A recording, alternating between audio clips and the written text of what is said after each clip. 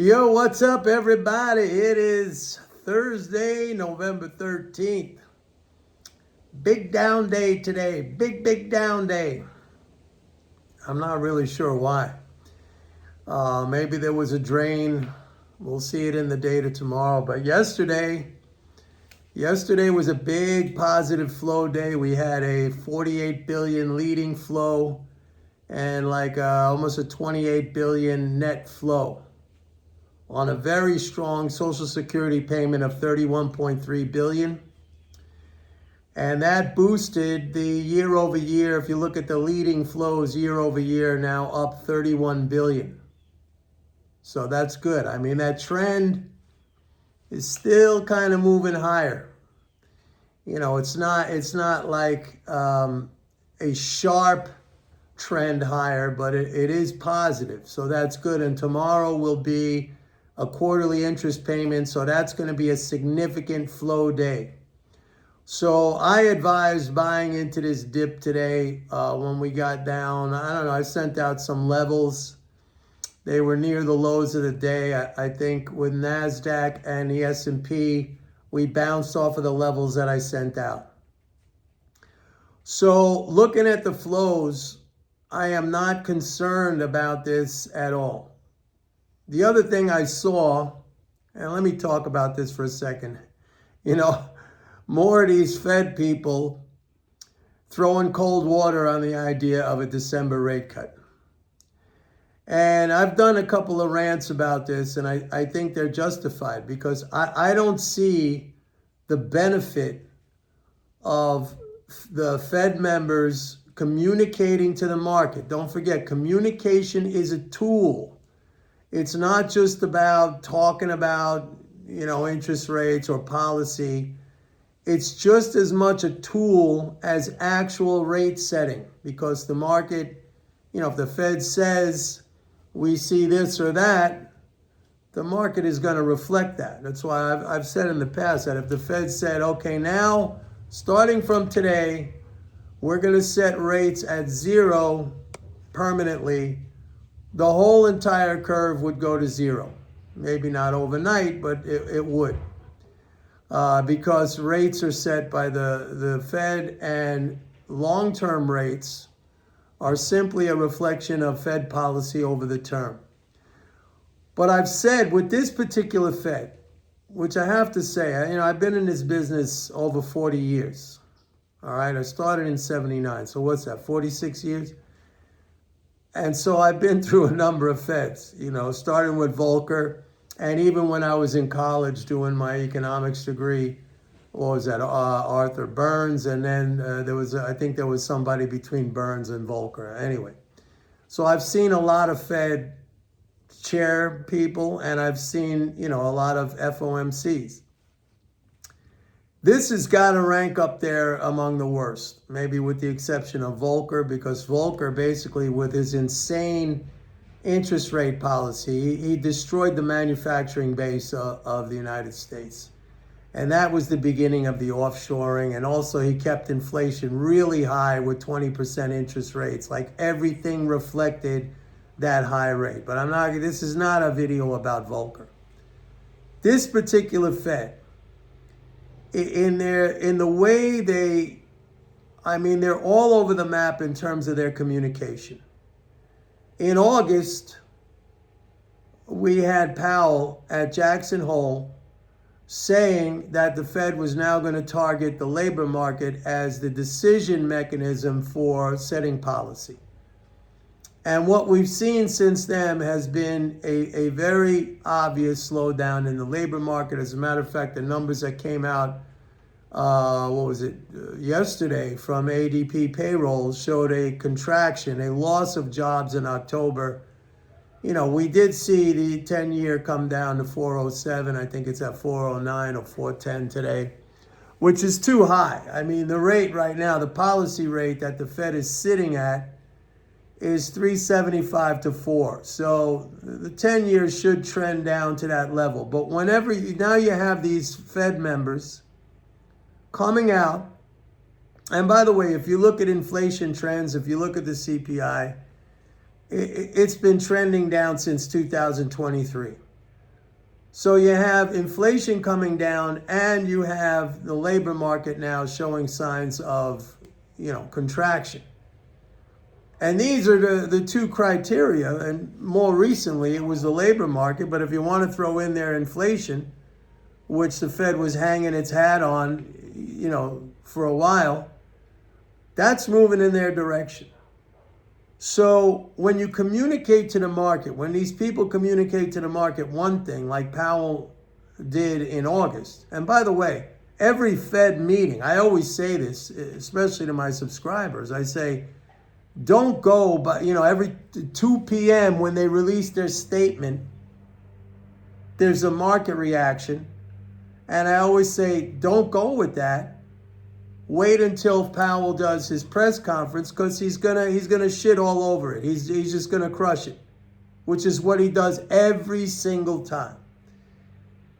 And now you have these other people on the FOMC who coming out, well, we don't read it, it's going to be a high bar for a rate cut. There's no reason, if the Fed's going to do this, flip-flop around on its communication. First of all, it's injecting a needless amount of volatility into the market. It's not necessary. What is the reason for this? They don't know. They're all over the map, and that's not good leadership. Leadership, and this goes beyond, the Fed or anything else. If you're talking about the qualities of a leader, of a person, you do what you say you're going to do. Okay? You don't say one thing one day, and then the next day it's something else, and then the next day it's something else. That's the quality of a leader. Any strong leader, if they say something, they do what they're going to do. And this is not something embodied in the current Fed. It's just, they're all over the map. They seem hysterical to me. It's almost like traits, it's kind of effeminate. It's female traits, wishy-washy, saying one thing one day, then saying something else the next day. And set that aside for a moment. Maybe we can say, okay, this particular group of Fed members, that's their nature, that's their character, that's who they are as people. Fine. But the problem is, we don't need to have all this needless amount of volatility injected into the market with their one day one thing, one day the next thing. Now, I don't set policy. I'm not on the FOMC. I have absolutely no influence whatsoever. I'm just saying that if you're finding the environment to be, difficult or volatile or, uncertain, a lot of it is because of what they're doing. And I don't say they're doing that on purpose. I think that's their nature. That's their character. The other thing I have to say is that this psychosis of monetarism, which permeates everything in economics, okay? It permeates it through academia. It permeates it through policy. It permeates it on Wall Street. It permeates it in the media. Everywhere. This psychosis of monetarism, the way it is understood and disseminated and spoken about, which is completely wrong. They have a wrong understanding of it. This is part of the problem, and it's one of the reasons why I'm starting to think now that even when Trump replaces Powell next year, which is a given, I don't think that may not even matter. Because I think these people who have come up through academia and who have been taught a version of economics which is not applicable to our current monetary system, they're going to find it very, very difficult to deviate from that understanding that they have. And I use the term understanding loosely because it's a wrong understanding. So I'm not even sure if any new person that Trump puts in there, he put this guy Miran in there, doesn't seem to be making a difference one way or the other. He hasn't had really any influence on Powell or these others on the FOMC who come out every single day. And they don't understand that, again, I'll say it for the millionth time. I just said it a few seconds ago. The cost of credit is reflected in the cost of all goods and services. If you have to pay, high mortgage rates, if you have to pay high credit card fees, if you have to pay high financing, if you're in business, if you're a manufacturer, if you're a business and you need to borrow money, that gets passed along in your pricing. That's why when you look at countries like Turkey, like Argentina, that continually struggle with high inflation, just take a look at what their monetary policy is, and that will tell you they have extremely high interest rates, which sets the general price level at a very high level. You can't go down from that because everything is a reflection of that, of credit. So we have this problem here where even though inflation is coming down, it could be a lot lower if the Fed understood this. But it's not just the Fed. Like I said, this is the institutional orthodoxy of how monetarists view policy and the effect of rate adjustments. They just have it completely backward.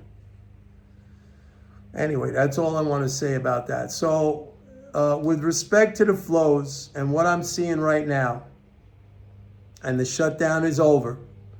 So, we need to give it a little bit of time, a week or so, 10 days of data to see how that evolves. But I have no concerns, notwithstanding today's sell-off. It was a big sell-off. Part of it probably was the Fed.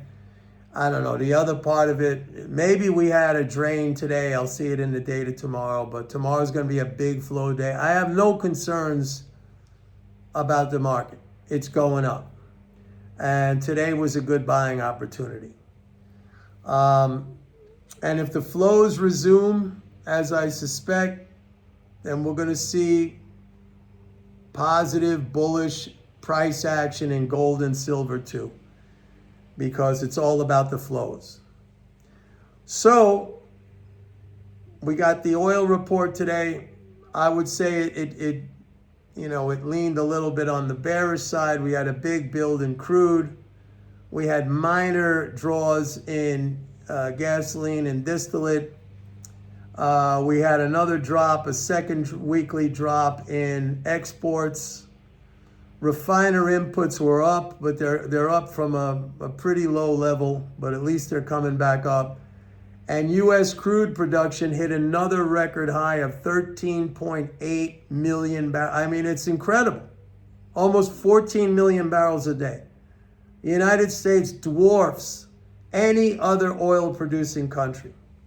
But we export a lot of that. So, that's going to keep prices supported at this low level, but it's going to keep prices supported. We export a lot of that. That's why I own oil stocks. I mean, they're making money hand over fist with the export market. Anyway, that's it for today, folks. Thank you for watching my video. Please like and subscribe, and don't forget to go to my website, pitbulleconomics.com. Sign up for a 30-day free trial to MMT Trader. See you tomorrow. Bye.